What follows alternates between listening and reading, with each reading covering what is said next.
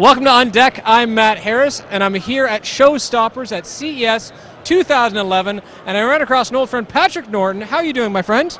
You know, I'm in Vegas. It's been 3 days. I'm not dead yet, so I'm doing really good. You can't complain, can you? You know, I can still speak, which is a miracle after 3-4 days in Las Vegas. Now, I know you obviously from Tekzilla and also from being a guest on the Lab with Leo Laporte, but for those folks out there who, I don't know, for some reason live in a cave, give them the lowdown on Tekzilla. Well, first of all, they may not live in a cave. Discovery of video online is the great challenge because there's a million programs and there's no easy way to find them all. Tekzilla, it's a Mickey Mouse Club for geeks. Myself, Veronica Belmont, Robert Herring, we try to bring people the coolest new products and the coolest projects, and basically also real nuts and bolts stuff like how to back your, how do I back my data up so that if my house burns down, I still have the family photos. Fair enough. There's a backstory on there. Some people are laughing right now. The rest of you are staring, going, "What is he doing on there?" So talking about the coolest new products, we're here at CES. What have you seen that's going to be either wowed you or kind of like, you? It's really interesting to watch, right? 3D HD TV. Yeah. You're going to wear goggles. It's okay. The whole family will wear them, so you all look goofy. And then it's like, okay, we got it down to passive. Passive glasses are cool. And Toshiba's like, we're going to do it without glasses. And part of me is also like, really? Really, is everybody really going to buy a home movie 3D, digital video camera? So I'm going to have my 1080p 3D video camera that no one else in my family will be able to see. Actually, I won't be able to watch the video from the 3D camera. Yeah. I'm a little 3D'd out right now. I'm not sold on it yet, to be honest with you. Like you say, like if I've sit here with you, we're watching a movie together, and I have to kind of, hey, did you like that? Did you like that scene? That was kind of cool. Sorry, Patrick, I was talking to you. I'm not sold. I can pretty much tune out the universe when I'm watching a movie. Okay, the fair suspension enough. of disbelief comes on, and my wife's like, child screaming, "Oh, sorry!" Pause and wander off and do my husbandly duties. But yeah, most of the movies I've seen did not look good in 3D. They've been hashed. They've been poorly thought out. I was watching. I got to see LG do demos at THX, which is up in San Rafael, up north of where we are in San Francisco.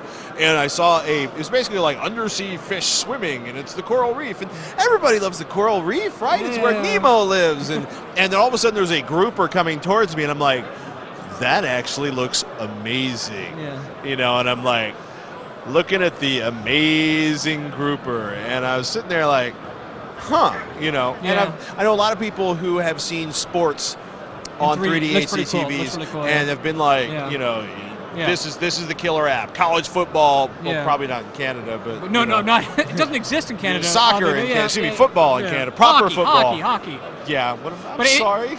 Curling. It's almost like I want curling in 3D, and I want it not IP nation block. I want it. If you happen to work... There's a story here. There is a story here. If you happen happen to work in broadcast or online distribution of video about curling, really, do you have to block the United States? Tell me what I need to do. Tell me who I need to pay. I want to watch curling, and there is not enough of it in Minnesota for me to see, okay? So, fair enough. Rant over. But I have a feeling they need the ratings as well, because in Canada we don't watch curling. I'll help. That's what I'm saying. If you have an IP I can borrow in Canada, there's got to be a spare IP in Montreal somebody will lend me. It seems like the shift to 3D was kind of like when the shift went to HD. Like sports looked immaculate. Right. 3D looks fantastic. I was talking to Alex Lindsay earlier about the production of 3D, and I think going forward there's going to be some really good 3D and really bad 3D, because it's the fad. Everyone wants to do it. Everyone wants to do it. Well, Airbenders. Hey, we got a crappy movie. Yeah. Let's make it 3D. Everyone will buy tickets for that. Yeah, and then everybody went, "Oh my God!" Yeah. I don't know what's worse, the script or the absolutely. And that's an example of bad 3D. Like the Avatar example of good 3D. Absolutely. Genius. Basically, like, not so much a directorial genius, although Cameron's a great director, and he's got a great eye for story, but he also has a great eye for technology. This is a guy who was building giant Linux clusters because he couldn't afford any other, like Windows technology or any other technology to render out some of his early movies.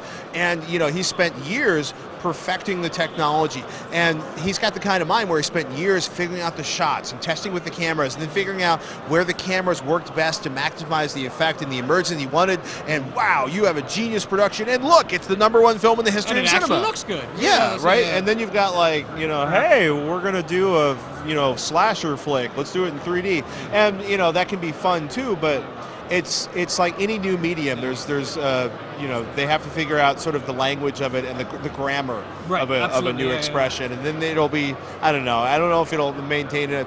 You know what I mean? Like 3D, it comes up every 25 years. People go ooh, and then it goes away for another 25 years. So speaking a little bit about the future and 25 years on, let's go 1 year on. What do you think the tech trends of 2011 will be? Are you tableted out yet, or are you on the tablet bandwagon? I'm really curious to see what happens with Android over the next year. I'm really fascinated by, you know, Honeycomb goes to Motorola. Did Motorola cut a giant check? Did they, I mean, because I'm talking to vendors who have really nice Tegra 2 powered notebooks who are like, yeah, we're not going to be able to ship running Honeycomb. But it'll run Honeycomb when they let us have it, and that's, you know, and not even developers, not even early copies, so it's really locked down and it's really private. So I don't think the Android tablets are going to take off until Honeycomb comes out, so I want to see Honeycomb in action. I want to see it open, you know, I want to see it all open sourcey, available to everyone. So I don't know, either that or everybody's going to look around and go, oh, you bought a tablet? You're one of those guys. It's like a paperweight, but expensive. So, you know, I don't know.